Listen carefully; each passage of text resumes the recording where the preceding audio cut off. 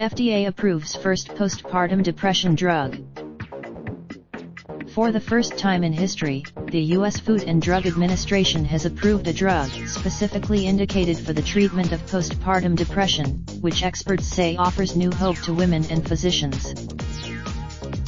On Tuesday, the FDA announced the approval of an intravenous infusion of the drug brexanolone, which will be sold as. It has been shown the treatment is administered as a single 60-hour 4-drip and was found to have mild side effects, such as headache, dizziness, or excessive sleepiness. Yet some women may. The medication will be available in June, said Dr. Jeff Jonas, CEO of the Massachusetts-based biopharmaceutical company that developed the drug. The drug will be available there. Without any treatment, postpartum depression can last for months or even years, according to the studies showed that in the United States, it's estimated that every year, more than 2 mothers who are depressed. Treatment options: brexanolone. Those effects are something that Stephanie Hathaway, a Connecticut-based mother of 2, knows well.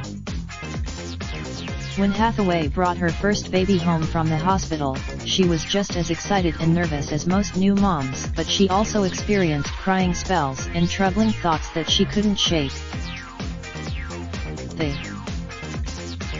But then Hathaway knew she needed help when one day she was holding her daughter and she feared what she might do to herself once she put her baby down.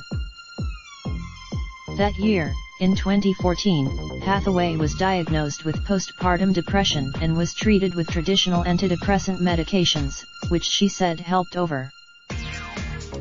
A few years later, in 2017, Hathaway had a second child, and was prescribed the same antidepressants during that pregnancy, but the medications were not helpful in relieving her symptoms.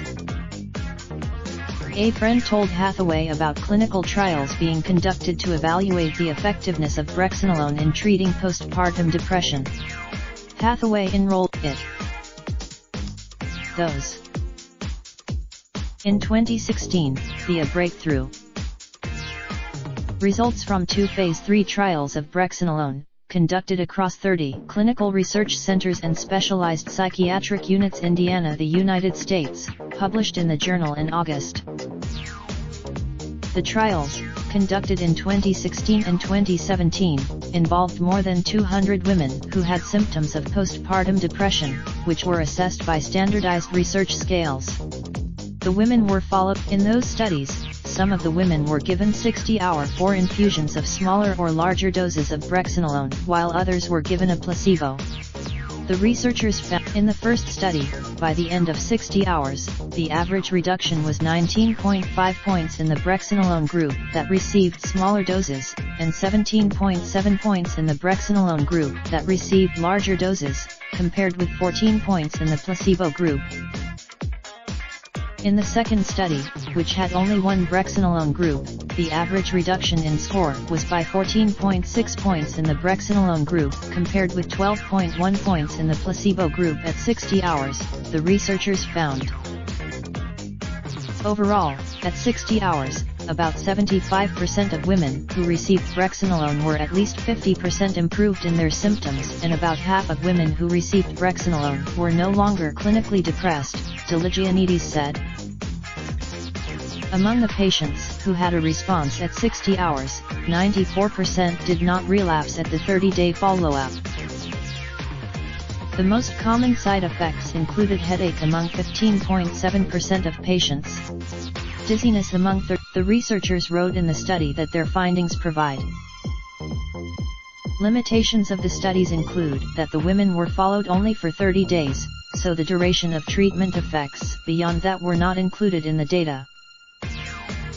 The treatment also requires 60 hours of and for which, for women without support at home or living in poverty, could be difficult.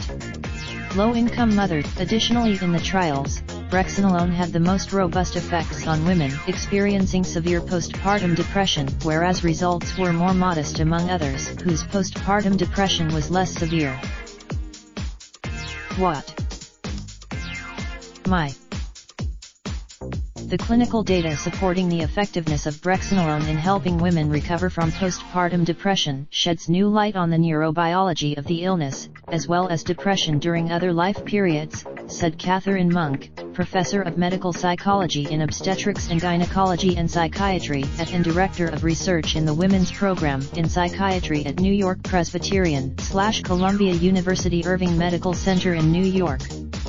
Monk was not involved. Monk, who is also a research scientist at the New York State Psychiatric Institute, added that because raindrop, drop top smoking, no cooking the hot pot, fucking on your bitch, yeah, that. Looking up, open the park, pot.